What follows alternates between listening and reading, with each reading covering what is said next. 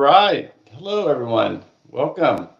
Thanks for joining. My name is Mike Pilkington, and I'm here with you from lovely Houston, Texas. My home away from home actually is my home, but this is my office, my makeshift office. But anyway, looking forward to kind of talking to you about Forensic 608. This is a class we are super excited to have finally gotten out the door. I say finally because it's actually been a work in progress for many years.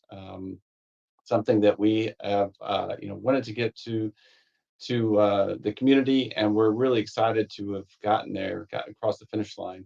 So today, I already see the question. That's funny. The first question is, does it have a certification? No, not yet. Great question. I thought that would come up. I didn't know it'd be literally within the first 30 seconds, but great question. Don't have a certification yet. I know that's important to many of you. It is coming. My guess is, in all honesty, it will probably be next year, but I don't know for sure. Possibly sooner, but I would think by next year we will have the certification available. So it's a great question. So anyway, again, my name is Mike Pilkington. I will talk to you a little bit about our other course authors, Taz and Matthias, here in just a minute. But just give you kind of an idea of what I plan to do is really more or less walk through our course outline.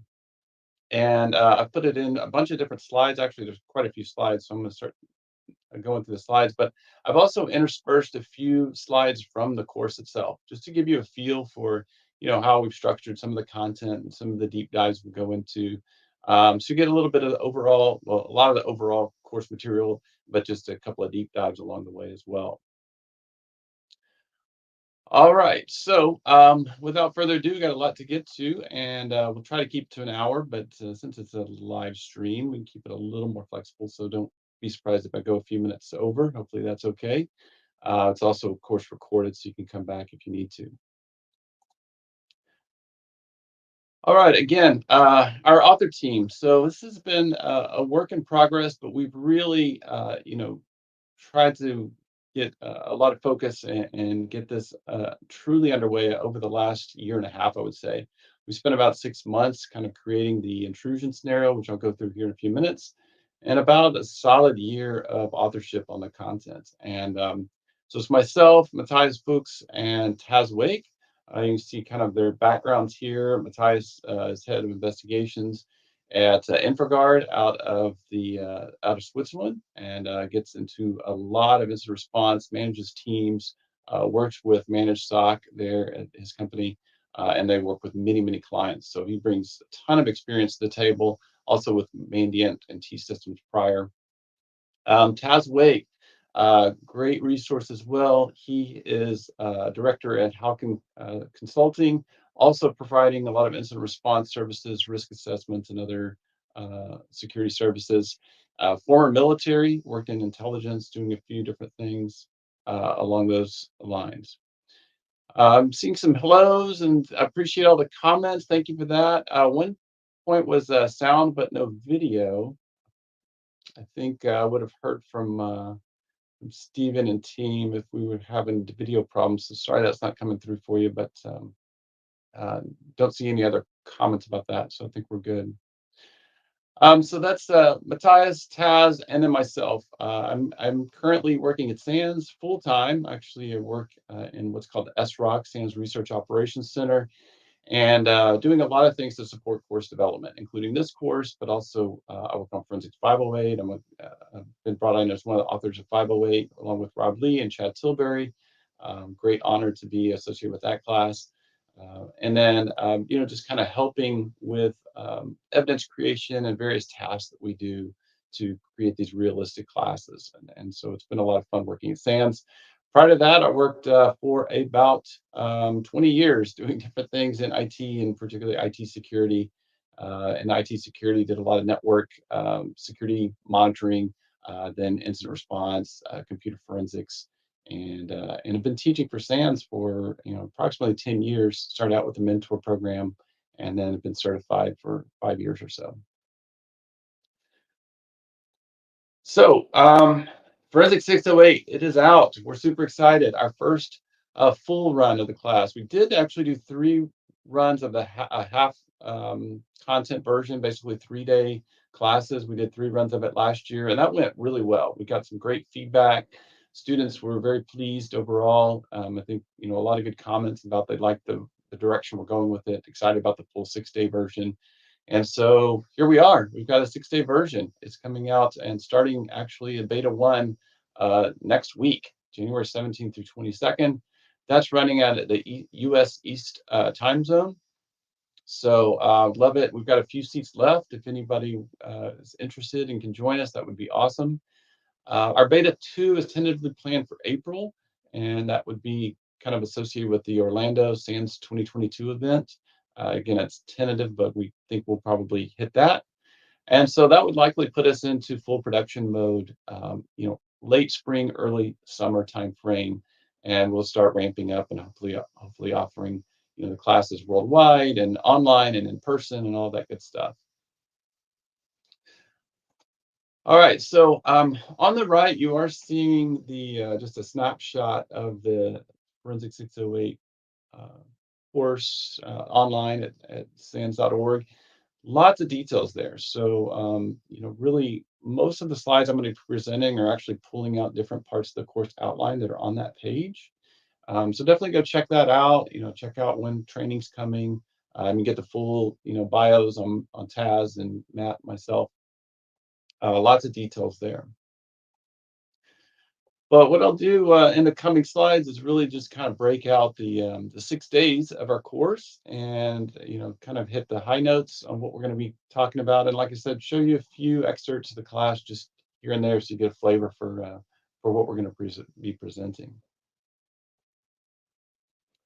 All right. Now, before we go into the sections, though, let's talk a little bit about one of the things has made SANS Incident Response class in particular pretty fun classes to engage with and to work on, and that is that we have real cases. I mean, and not real as in actual production networks, but we create these cases that we work on throughout the week and really spend the full 6-day day 6 challenge on. We put a lot of time and effort into creating a very realistic network. And so those of you that have taken Forensics 508, you're quite familiar, or Forensics 572, quite familiar with Stark Research Labs. And Stark Research Labs is alive and well. They are continuing to have problems with APT threat groups, like most of us in the real world. And so we've brought the Stark Research Labs back into Forensics 608. There have been a couple of different major intrusions against Stark Research Labs, and this is potentially another one that we're going to be investigating in this class. I say potentially, but I can tell you there's something happened here. But the scenario is that Stark Research Labs, and actually the parent of Stark Research Labs is Stark Enterprises, they bought another subsidiary, another company to help provide IT services. And that company is Spader Technologies. Spader Technologies is kind of a startup, but they've reached quite a bit of success pretty quickly, providing IT support services to a number of companies. Stark Enterprises has bought them and is kind of bringing them into the fold and having them take over kind of help desk services for the subsidiary companies of Stark Enterprises, which includes Stark Research Labs. And so eventually we get to a point, and sorry, this is probably pretty blurry right now, but trying to get the full scale of the networks into one picture. But basically, as Spader Tech gets integrated into the family of companies, it includes, basically direct connection into Stark Research Labs. Stark Research Labs does a lot of kind of, some cases, top secret, highly confidential research and metals development for for military, for industrial uses, but they do specialize in kind of high tech metallurgy technology, and they have been a target, as I mentioned before, as we've seen with 508 and 572. Well, Spader Technologies, despite the fact they are an IT company, IT security is not their strong suit. So as the case unfolds, we will see probably some leakage and some lateral movement potentially from Spader Technologies in the start. So we have a lot to uncover, a lot to unfold here. the scale of the intrusion has gotten even larger as we talk about Forensic 608 being an enterprise class um, incident response course. And that takes us into one of the key things that we want to focus in on this class as we kind of move on from Forensics 508, and that is that we want to bring in the idea of working at larger scales, and some of the tools that we don't have time to delve into in Forensics 508, we bring those up in Forensics 608. How to analyze multiple hosts at scale. We certainly cover that in 508, but we don't look at the tooling in particular, and I'll talk about tools like TimeSketch and Elasticsearch and some other things here that can help us with that scaling. And another thing we don't, frankly, have time to get to in Forensics 508 that we do in 608 is a multi-operating system and even cloud-based architecture. You can see on the top left here, there's a little bit of an AWS component to Spader Technologies. Also, towards the bottom left, you'll see Spader Technologies has multiple operating systems, some Linux and some Mac, and so we will see that that is definitely a big component to the class as well. So Keith's saying SRL made for some long nights. Exactly. Yeah. Just like a real IR. And we pride ourselves on these classes being very much like a real incident response. I mean, we, want to provide that level of detail, that level of evidence and realism. And the fact that, you're solving a pretty significant intrusion case in a short amount of time, you get the IR you know, experience in that way too, staying up and putting a lot of time into it. How many hours? I'm not quite sure what you mean. How many hours maybe staying up? Pull some all-nighters on this, but hopefully you won't be doing that.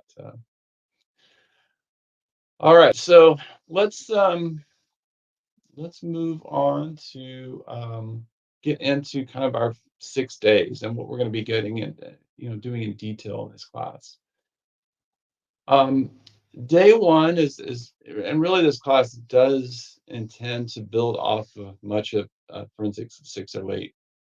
I intended to show it to you on the first slide, but one of the things that you can call out and see when you go to our main page, sans.org/FOR608, is a notification kind of that, what the intent of this class is to build off of Forensics 508 and cover a lot of areas that we don't have the time to get into in 508. If you're taking that class, there's just a ton of material we go through, but yet there's still so much more to discuss.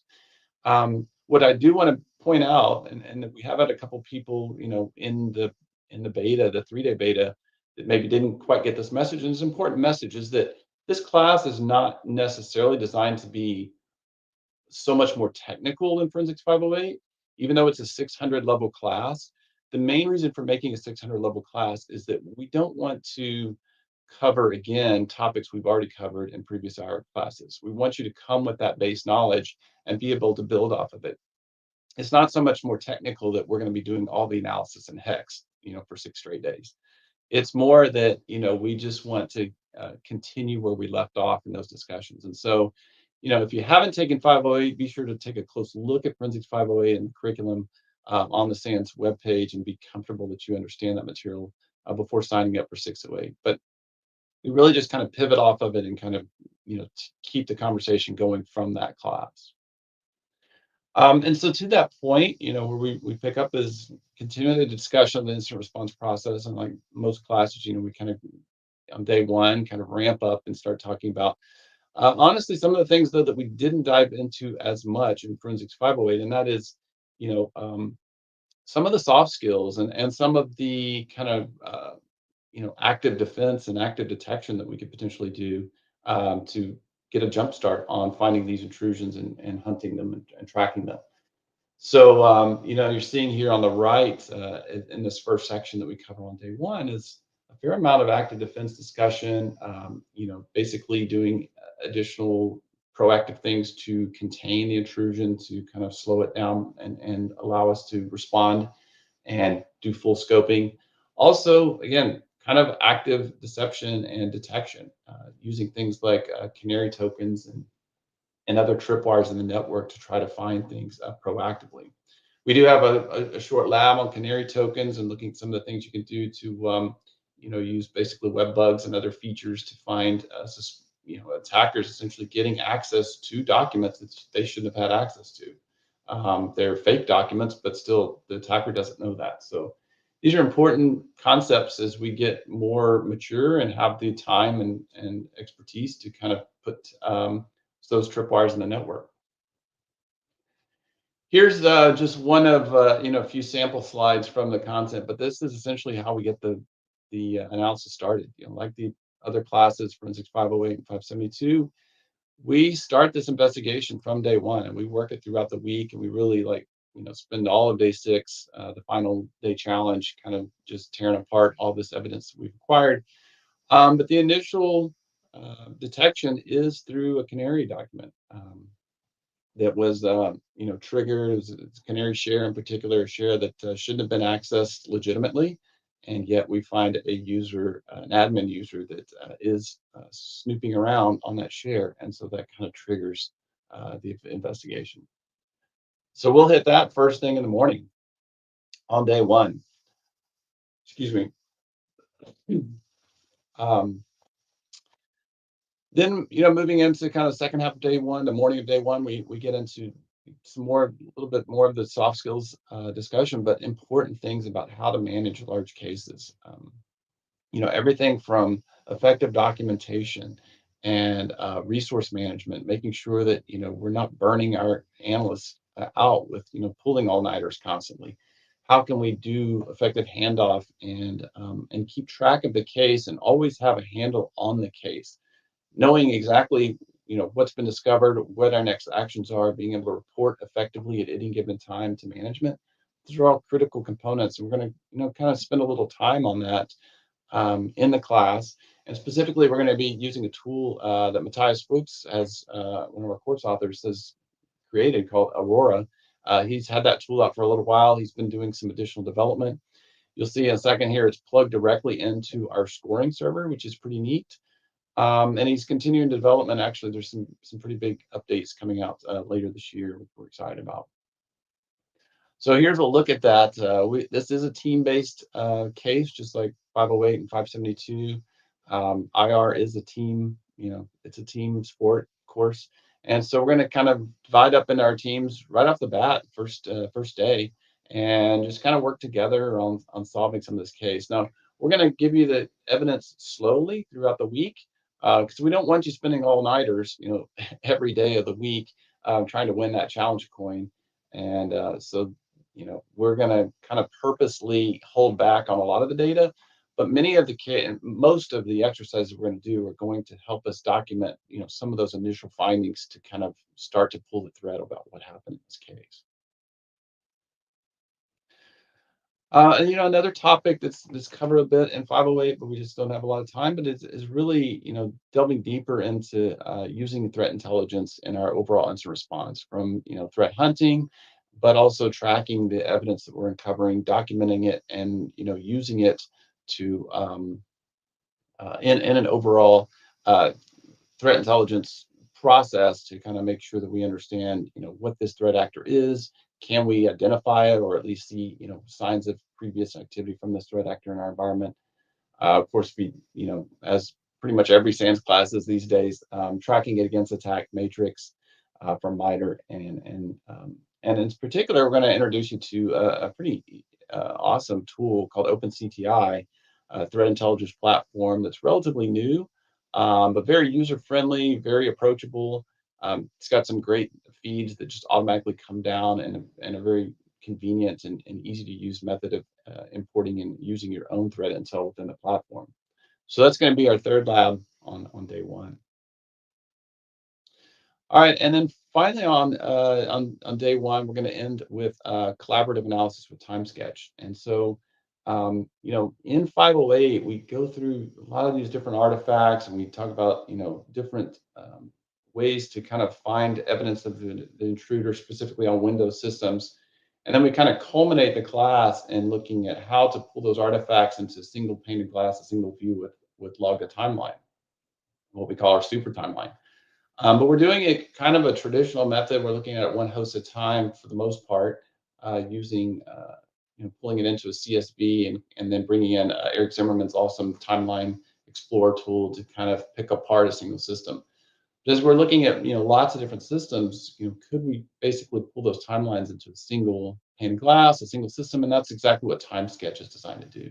It's written by the same core team at Google that's maintains, has written Log to Timeline.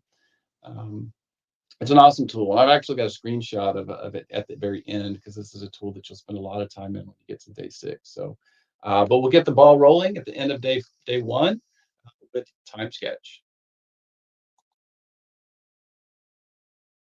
All right, day 2. So day 2 is very much about scaling.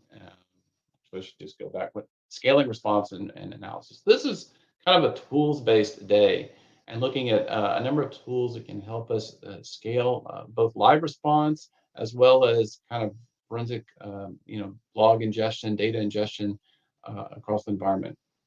Now we kind of actually get started though on EDR, endpoint detection response, and we look at kind of the pros and cons of EDR. I mean, there's tons of pros, and then you just really can't do effective instant response these days, realistically without an EDR tool and that level of visibility and logging that it brings.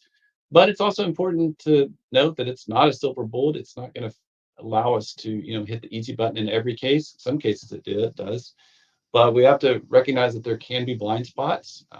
Everything from just the tool didn't get deployed to a certain part of the network, to the attacker might be disabling it, to the attacker might be taking more, active measures to avoid and evade the EDR technology. So we actually are going to look at this. We're actually going to bring sysmon logs from the Stark Research Labs environment.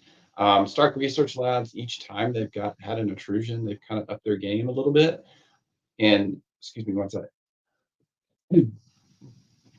Should have had a cough drop. Actually, we have a cough drop. Let me do that because I can tell my voice is already getting a little raspy.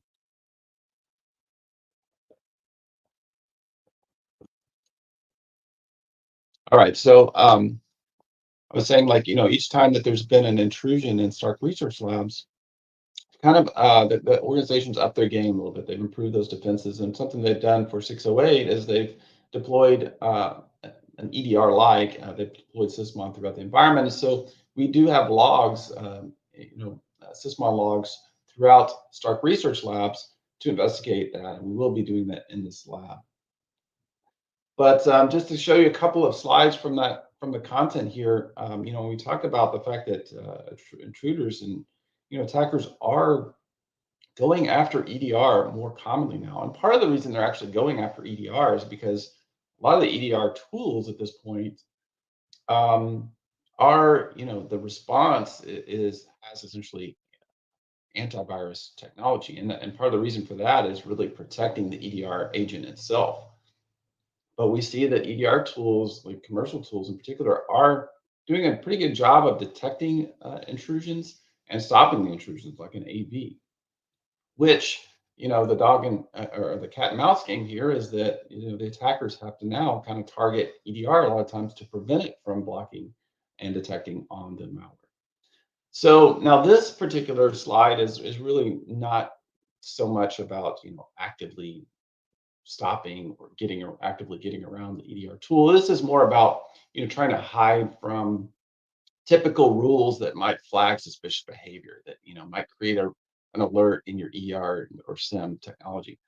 And it's doing simple things, but sometimes effective things to use string substitution, character substitution to avoid keywords from. Oh, my bad.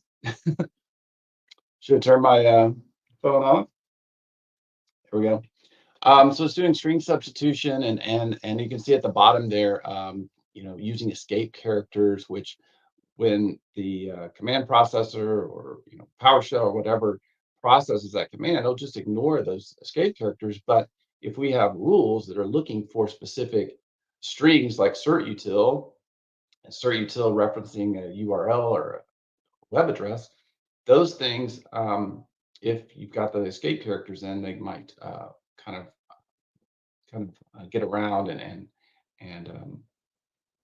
basically fool our rules-based detections. So this is kind of more of a rules-based detection techniques to try to avoid those.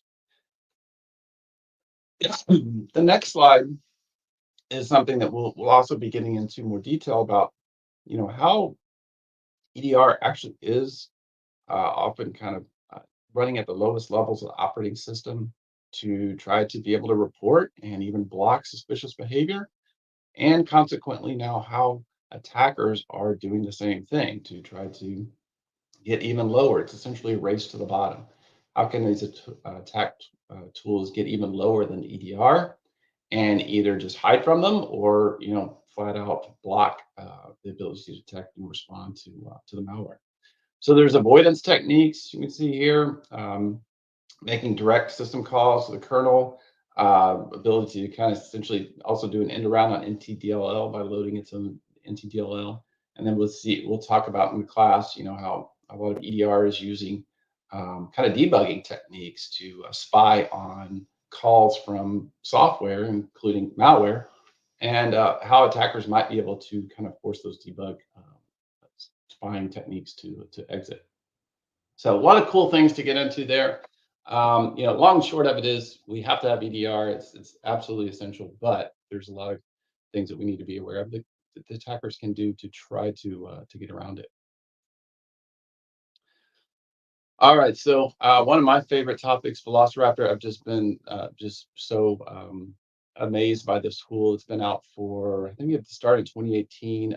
Michael Cohen used to develop, well, still kind of develops Recall, but not so much anymore. He's really turned towards putting his efforts into an agent-based solution for doing live analysis. And this tool is just really incredible.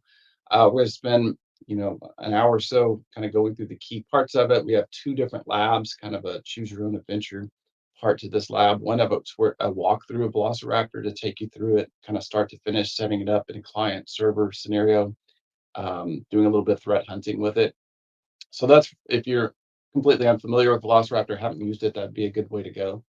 There's another one that's kind of an alternate lab where you can actually take some of the data that we pulled from Stark Research Labs and Spader Tech using an older version of Velociraptor. So Velociraptor, one thing about it is it's just continuing to be developed very, very rapidly. Many new features and capabilities are being included with it. Mike Cohen actually partnered up with Rapid7, and Rapid7, who manages Metasploit. They're providing a lot of resources to Velociraptor now too. But long and short of it, terrific agent-based, instant response tool for doing live analysis, for pulling artifacts, for doing certain level of memory analysis, not kind of deeper dive memory analysis, but it's got a few techniques. Well, it's actually got multiple different artifacts to kind of look for suspicious behavior within memory. Um, and yeah, fantastic tool. So we're going to go through that. Like I said, two different options from a lab perspective. And if you haven't really had a chance to dig into Velociraptor, you're going to really find this one very interesting. Next, Elasticstack. Now, many of you are familiar with Elasticstack. Um, excuse me. Might be using Elasticstack. Maybe you're using something else. Maybe you're using Splunk or another commercial tool, and that's fine. But Elasticstack has a ton of capability. A lot of that capability is free. Now, I don't want to go off into the licensing aspect, but they did have a pretty big license change last year. Long and short of it is if you're not like presenting that to a customer, if you're not kind of hosting the Elastic instance, then you're totally fine using almost all their features for free, which is really awesome. So we'll talk a little bit more about that in the class, just so you're pretty clear, on the licensing aspect. But many of our SANS classes use Elasticsearch, and we're bringing it in too. And we really, in this particular um, section, we really want you to feel comfortable with like, okay, I'm responding to this incident. This is a new application that I didn't even know was in this company. And how could I basically take, maybe gigs of data, put it into a log management solution, essentially a SIM on the fly, because this data wasn't forwarded to the SIM. How can I build it into a very highly searchable, maybe even, use some of the graphing capabilities, the timelining or histogram capabilities, look for anomalies. And those are the things we're going to do. We're going to kind of build out some dashboards and some histograms and graphs and such. And we're going to, do it in that lab you see at the bottom, tactical response. We're going to show you like really like 5 different scenarios. So I'm just going to throw them up here. These are 5 different scenarios that you might come across as an incident responder. Like, man, these logs would be super useful. There's different ways to approach it. Maybe you're uh, what is it? Log. Uh, I'm spacing out the Microsoft log parsing tool. It's not coming to me right now. It's a really nice, like old school, but still very effective tool for parsing logs, kind of at the command line in SQL format. But anyway, log parser. I can't remember. Long story short, hey, you've got a lot of logs. You want to be able to analyze those quickly. Could you essentially build yourself a quick on-the-fly sim to be able to search those logs rapidly? And that's kind of the way we're approaching it, whether it's just basic CSV logs, maybe it's application logs for an application you hadn't already sent into the SIM, but you could do some quick import into Elasticsearch, or maybe it's a forensic tool. So we'll see how even Plazo and Log the Timeline, if you're not a huge fan of time schedule, we'll talk about, you could actually do those same searches in times or in Elasticsearch for the artifacts from your log to timeline output, and Velociraptor as well. So Velociraptor has some good documentation to forward those events into Splunk, or sorry, into Elasticsearch. Actually, Splunk as well. So a lot of good stuff there. All right. Last thing on day 2 is kind of a discussion of how can we be quicker at pulling artifacts of interest and putting them into a processed timeline. And so, this is a topic we've covered in a couple different classes. We are going to hit it again. We're going to talk specifically about, using triage analysis with Velociraptor, also Siler, and we'll mention Cape as well. Cape's an awesome tool. But one thing about Velociraptor and Siler that we like is it's multi-platform, and we are going to be hitting multiple platforms in the class. Velociraptor is extremely flexible, great way to go. Siler is very fast and very easy to use. So we're going to cover both of those. But both of those acquire that, kind of triage evidence that's going to get those key artifacts that we can use. And then we need to put them into a, parsed format that we can analyze. And that's where typically we've been using log to timeline. That's what we do in 508. That's what we've done in this class too. Kind of, we actually pre-cooked a lot of it for you because you don't need to spend a ton of time on it. But we want to show you how you could automate the collection, rapidly process it, and adjust it straight into TimeSketch, which TimeSketch does use Elasticstack on the back end. And so even if you're not a big fan of TimeSketch, you can actually still use Elastic to do kind of search this data really, really, really quickly. Just saw a question come in, guys. Does Elasticsearch give you ability to create metrics, or what do you suggest? Absolutely, definitely have the ability to create metrics. That's one of the major features of the visualizations that come in prepackaged for free with this tool, and that's a big thing that we'll focus on, is because it does help to kind of be able to visualize, pull out least frequency of occurrence, those anomalous behaviors, those anomalous artifacts that are showing up across, many different systems, or, anomalies within a single system. And so we'll focus on that for sure. Seeing the GIAC question come again, we do not have a GIAC exam yet, but I would expect hopefully by the end of this year, if it's not out, it'll at least be like, kind of scheduled. So check back on that. But if not the end of this year, I'm pretty relatively confident that it'll be out next year. It's just kind of the way these things go. So we do have a couple labs here, a quick one at the end of the day, just to show you the use of Velociraptor and Siler, how you can create a custom collector with Velociraptor in particular, how you can use Siler very, very quickly. And then there's an optional lab that really, it's a longer lab, and that's why it's kind of optional, but how to automate the process of collecting the data, sending it directly to an upload server, and then processing it once that data arrives, processing it and sending it into TimeSketch. And we use a neat kind of automation tool called Node-RED for that. But there's lots of different ways. We just use Node-RED because it's free and it is pretty capable. But there's, the idea is just kind of show you how that is scriptable and automate. We can be automated relatively easily. All right, day three. So day three is mostly our Linux day, and this is something I'm really excited about. Um, but we do kind of kick things off with a discussion of modern attacks in Windows. Just going a little bit further than we have the time to go into in 508. 508, we definitely spend a lot of time looking at signs of malicious activity on the host. We cover these LOLBAs, the living off the land binaries. But we go a little deeper and just talk about, some of the typical ways that it's found, also covering, LOLBA commands and techniques with Linux as well, and just looking at overall ways that attackers are trying to hide in plain sight using fileless malware and living off the land binaries and script. We'll have a lab on that. We'll use some of the detection that's already, pre uh, pre pre created in Sigma. Sigma is this nice kind of generic tool for using threat intelligence of common attacker techniques and basically building rules that can be plugged into a SIM. So you can take those, put them into Elasticstack, or put them into Splunk or Sentinel or other tools, and or use the command line. And so we're going to actually use the command line to hunt for some suspicious behavior using Sigma rules.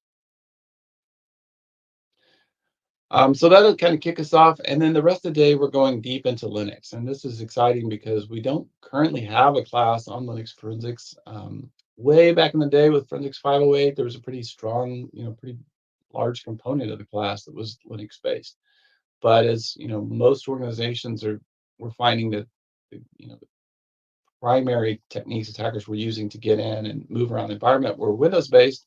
That's kind of how 508 evolved to be really a Windows-based incident response class. But most enterprise organizations, and that's what we're targeting here, have much more than just Linux or Windows in their environment. They have a good portion of Linux servers on-prem or off-prem. So we're going to talk about cloud in this class, um, and Mac as well. And so we'll cover that here in a few minutes. But the rest of day three, and probably even trickling into day four, is going to be Linux-based. History of Linux, what the major distributions are, Debian based and Red Hat based, the various file systems. And so really get into the next section here, file systems, how the logical volume manager works, how we can create disk images and mount those disk images, different file system timestamps that we're likely to see. We talk about like 5 different common file systems within Linux and what the various file system-based artifacts you're going to find from the metadata creation time, file creation time, access time, which are available and relevant to each of those file systems, and other extended attributes and things of that nature. So we will primarily be talking about kind of these core file systems. ext3 you still see on a lot of embedded systems. So that's another key part about Linux is like, even if an organization doesn't have that much like Linux operating systems on their hosts, is probably got a number of appliances that are Linux based. And so this Linux is kind of everywhere. So we're talking about challenges. We have a nice deep dive into those timestamps that I talked about, and then we start doing some analysis of a Linux-based intrusion. All right, log analysis. This is, of course, a key aspect to all forensics really, but especially with Linux-based analysis. Linux is challenging not only because there's not a lot of people that have deep Linux experience, but also because it's really we don't get as many forensic artifacts as we do in Windows. A lot of the useful Windows artifacts and Mac for that matter too come out of the user experience, the features of the operating system um, that the developer and that the manufacturer is providing to the user to help make their experience better. So it's remembering like your, favorite, most recent documents or favorite applications that you've run and things of that nature. All of that, assistance to the user are great artifacts for us to rely on. And that goes for intrusion cases where often the attacker is getting kind of remote desktop or remote access and leaving those artifacts behind. Um, but when we turn to Linux, you don't typically have that level of user assistance that the operating system is kind of spying on the user and keeping. So we're doing a lot of more file system analysis and log analysis. So it's important that we understand where those logs are and kind of what we're going to be to face with. And I think one of the best parts of this, we will have a lab here you see on mounting disk images and looking for some of those key logs and doing some analysis there. But um, oh, and a question came up about Windows services for Linux. We don't cover it specifically, but a lot of these techniques absolutely apply to Windows services for Linux. That's a great point. But one of the things I want to bring up here too that I think is really important is, you know, understanding the artifacts that we have available to us for Linux, from the file system into the logs and a few other features, but also just thinking about, okay, how can we make our environment more forensics friendly? How can we be proactive and prepare to do those cases that are inevitable and be able to respond more effectively. And so you can see kind of the middle there, those bullets on hardening Linux configurations and improving your audit policies. Those are critical skills and capabilities you'll take back and implement in the environment to be able to do your job more effectively and both detect and respond more and more efficiently. So, the final lab here is on triaging Linux, and actually the next slide kind of deep dive some of the things we'll be looking at.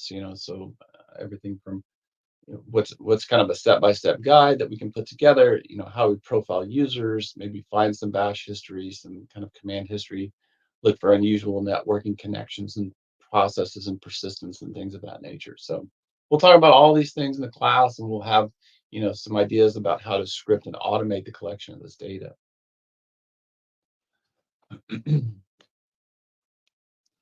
Day 4 is another exciting one. So Mac OS, of course, we have a full day, or sorry, full class for Mac OS, and I'd love to, suggest that you take Sarah Edwards' class to just go deep into the Mac operating system.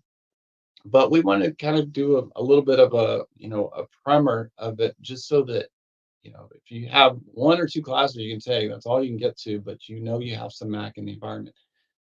What can you know so that you're not flat-footed and kind of a deer in headlights, looking at a Mac system, which I've felt that pain before actually. Um, so we're really gonna excited to be able to cover a little bit of Mac here, get you kind of oriented with a Mac operating system. Of course, it's very common in a lot of organizations at this point. But we'll go through the history a little bit. We'll talk about some of Apple being in the enterprise more, and how we can potentially leverage that, particularly if you've got some management tools such as MDM to apply and be able to deploy some agents and pull logs, kind of on a regular basis from those systems. That's all ideal. But there are some challenges with Macs. Definitely one of the big ones is getting full access to the system without like an MDM policy. There's a feature they call I can never remember, it's TCC, trustworthy consent and control or something like that. But Mac really locks down, and Apple really locks down the Mac systems. It makes it somewhat hard for processes to get into user data and things like that, which is good from a security perspective, but challenging, from a instant response and kind of agent-based solution. So we'll talk about some of those issues, but then we'll get really into kind of the core of, okay, what are the key logs, the key hierarchy and folder structures to go look for, and kind of find evidence of suspicious behavior in those systems. So that's the first thing we do cover Apple FS. If you get the system, do a disk image, we're gonna actually we've done that, and this is an image from the Spader Tech environment that had a little bit of suspicious activity happening on that. So we're gonna analyze that, load it up in our SIFT VM, and kind of pull some suspicious behavior out of that image. Just continuing with Mac response. So, got a little bit of the first day, part of day 4 is going through the history and the overall foundations of Mac, and then we get and specifically to incident response and what are some of those persistence areas we want to look at. What are the users doing log files of interest, and then scripting, much like we did with the Linux side. How could we script the acquisition of some of those key files? All right, another one I think is really exciting, and that's containers, specifically Docker. But this is something that most organizations are leveraging. Containers are extremely flexible, convenient, um, relatively easy to maintain once you get a feel for how they work. And but yet there's not a lot of information out there about well, what happens if a container gets compromised? How can we respond to that? How can we identify it and report on it? So we're going to talk about containers, overall, kind of how they work specifically, some of the challenges, but also some of the advantages of it. Let me show you actually just a little bit of a deeper dive on that section, and talks basically about Docker, because Docker is kind of the leader within the enterprise, especially on-prem solutions there. We'll talk kind of the distinctions between images and containers, the differences between a container and containerization versus virtualization, essentially without having to install an entire operating system to run an app in a containerized way. It's kind of in a smaller subset of files that run in a protected environment. And so we'll go through that. So we'll talk about how Docker containers and images are made with Docker files, and some of the attacks that you'll see, whether it's crypto mining software within containers, or other exploits that can be found within them. And then, as you get to like, okay, I need to respond to, I'm seeing something very strange coming from the system that's essentially all containerized. How can we kind of pull forensic evidence? Basically get that data from the live activity, the ephemeral data, but also pull the files of interest. And we'll step through that kind of step by step. This is a look at that, particularly for running containers, collecting metadata about the containers, creating snapshots. You can commit and save that Docker container and essentially tar it up. And then you've got everything that, not the running data, but everything that from a file system that was stored on that container. Logs are an important thing to understand. Most of the logs don't get written into the container because they don't want the containers to blow up. They typically write them external or even just a standard out. So we'll kind of go through how to pull those logs. And then on the live system, look for any strange processes. I mean, if you look at the running processes in most containers, there's usually just a few, which is kind of cool. But if you just see something anomalous, like, what's this process that is running a lot of encryption, or spinning up a ton of CPU time that's not normally in this container, we need to dig into that.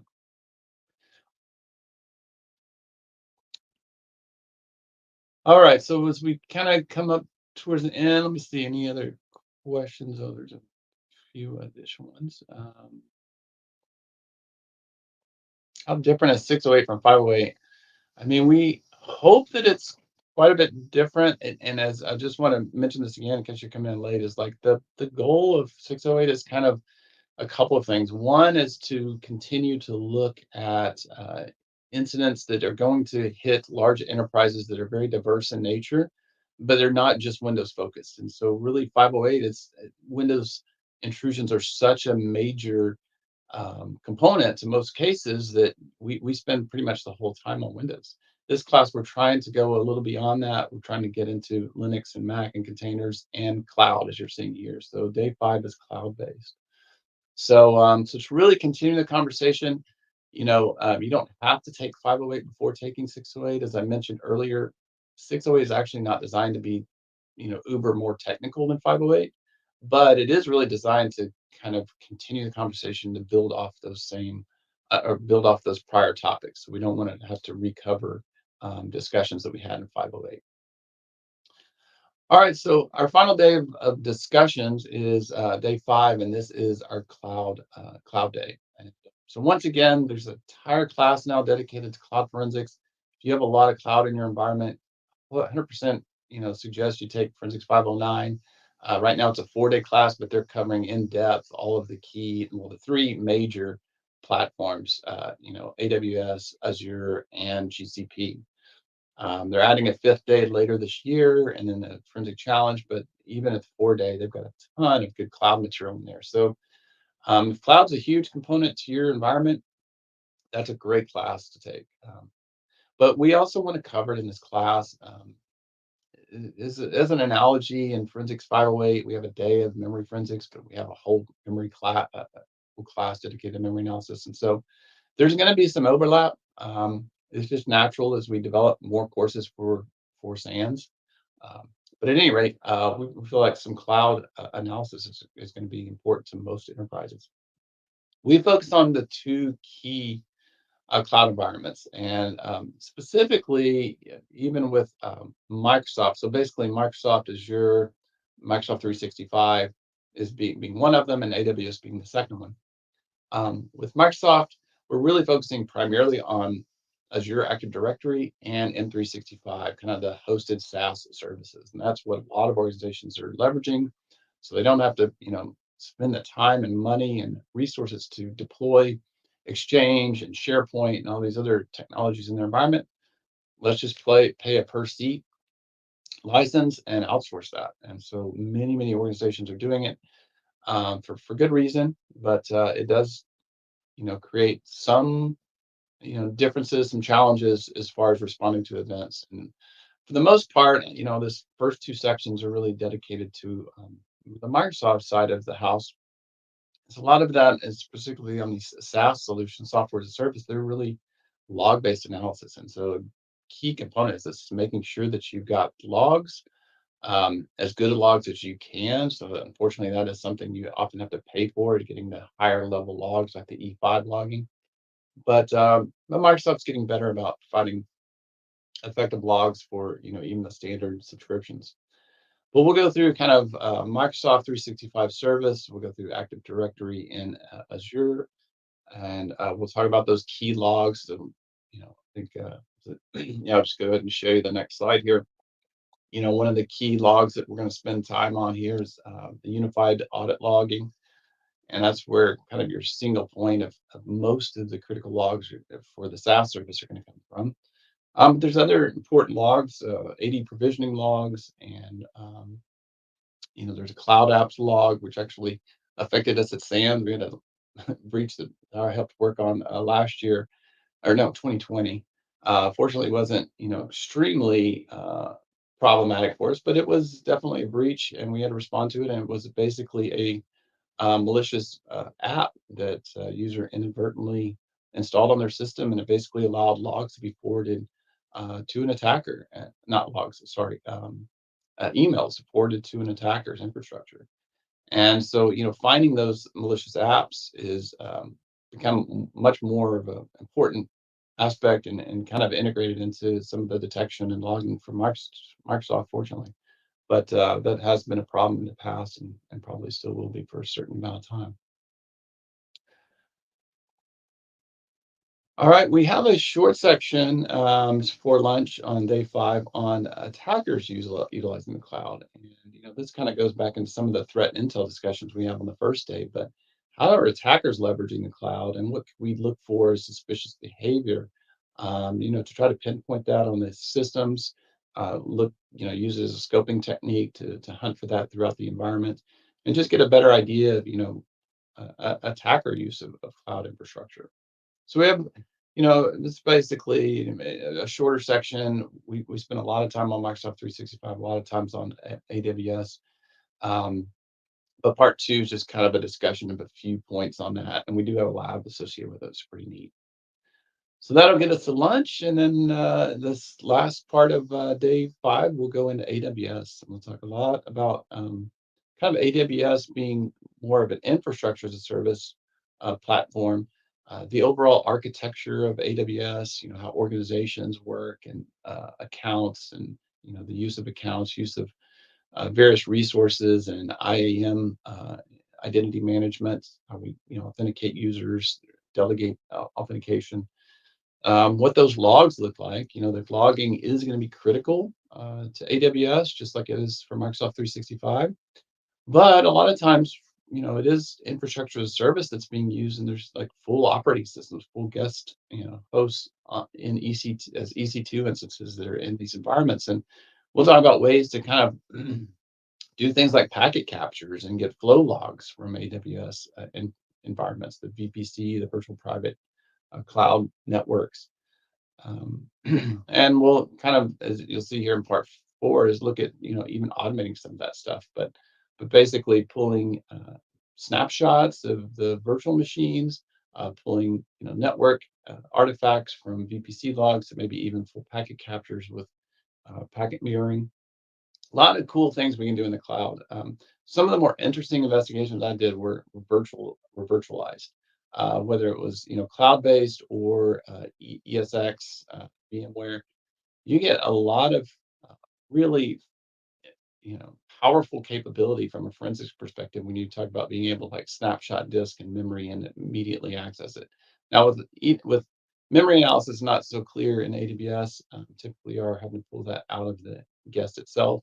But snapshotting disk is a piece of cake, and bringing it into a security account and being able to do that analysis in kind of your your security lab in the cloud is really powerful, and frankly pretty fun to be able to do that. You're not sitting around waiting for 4 hours for something to download. So in this one, we will have a lab on AWS CloudTrail logs. CloudTrail logs are definitely critical to most AWS investigations. So we'll do that. Um, oh yeah, here's one more. I think one of the last slides from the class. We'll talk about some of the some case studies, some of the issues that are popping up with AWS. Of course, S3 events and S3 compromises are so huge in AWS. But another one that's been pretty common is what's called a metadata service exploits, or exploits against the metadata service. And what that is basically AWS allows instances like basically virtual machines to essentially be like security accounts and resources within the environment. And the metadata service can allow um, EC2 instances to essentially download their credentials on the fly. And there's vulnerabilities which are still out there today that allows in certain situations for attackers to basically request those credentials from the metadata service and basically take on all the permissions of that EC2 instance. So this has led to a number of different incidents, including this one from Capital One that affected 100 million people. It's basically a misconfiguration. Capital One was kind of famous for really going all in on the cloud and with AWS in particular. And I'm sure I'm absolutely sure they have a very secure, very robust program around securing their environment. But this was just a slight misconfiguration that got overlooked that led to a huge incident of 100 million people's, PII data essentially, or at least some of their financial data being leaked. So we'll talk about this metadata service again. It is still that they have. AWS has addressed it with the metadata version 2 service, metadata service, but it's not on by default. And you actually basically still to this day have to kind of configure specifically for that version of the service. All right, and then lastly is for our content is just a kind of a brief overview of automating in the cloud. We really kind of focus right now on AWS because a lot of automation is more on the infrastructure side, the IaaS, using some of the features that uh, Amazon themselves provide for free, and then there's a lot of additional GitHub repos and things to literally kind of cookie cutter templates for automating, snapshotting of VMs, to moving that snapshot to a security account, to deploying a AMI, in other words, a VM instance that's pre-configured for forensics, deploying that and connecting up the snapshot can literally automate much of that almost just without having to do much of anything based off existing templates. And so we'll show you some of those. Again, some of them are straight from AWS Labs, others are from third parties. But you can really get into this pretty quickly and make some headway in towards automating and setting up, some quick wins from that perspective. We do have a final lab that's actually still related to our Stark Research Labs case. It's not really automated, but the final one is on VPC flow log analysis. So that'll wrap us up for our 5 days of discussions. And then the final day is our day 6 challenge, where we continue the analysis into Stark Research Labs and Spader Technologies.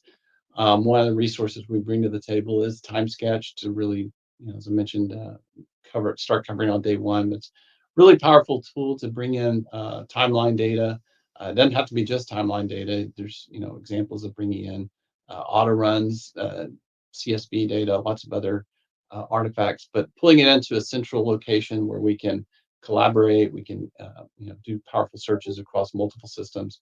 So it's just a look at a sample looking specifically at Windows EBTX parsed events across a dozen or so different hosts. A little bit of a eye candy screenshot, but didn't want to give away too much about what would be interesting to search for in this case. All right, so we hit it pretty good there. We're a couple minutes over, but just to remind you, we are live. We aren't in full production mode yet. We're doing beta 1 next week. And then April, that is the Orlando event. I honestly, well, it's tentative for one thing. It's not for sure, but it's pretty certain. But I'm also not sure if it's in person or remote. Definitely the one next week is remote. And we do have a few seats left. So we'd love for you to come on board and join us. They are at a discount. The betas are 25% off. So it's a nice little incentive there. We will make a few changes. That's the whole point of the beta. But I'd say we're 90% there, unless something crazy happens. 90 to 95%.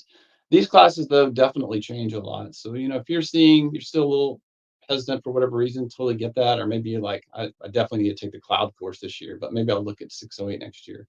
That's understandable too. And I definitely expect us to evolve over well, forever really, but certainly the next year or two. I'm sure there'll be potentially some more significant changes. We'll see. But I don't know. I think we're definitely well along the path. I'm excited about where we are. Excited about the team.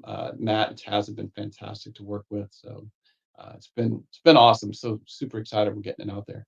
Just looking at a couple of questions. Has a challenge coin been produced? Okay, awesome question.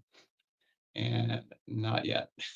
It will be. I know we're having the beta next week, but all the winners will get our challenge coin, but it is still in production. So great question. I would show that as eye candy too if we had it yet, but I know kind of what we're going for, but it's not quite ready. It's close. Any plans to incorporate 608 in the STI graduate IR certificate? I don't know that. That is a great question. I'm not sure. I should have put it up here, but my contact information, I'm mpilkington@sans.org. You can send me a note there. I'm on Twitter, things like that. So if you want to ping me, I can ask that question and get back to you directly. So I actually hadn't even thought of that question. Any skill requirements to have before attending 608?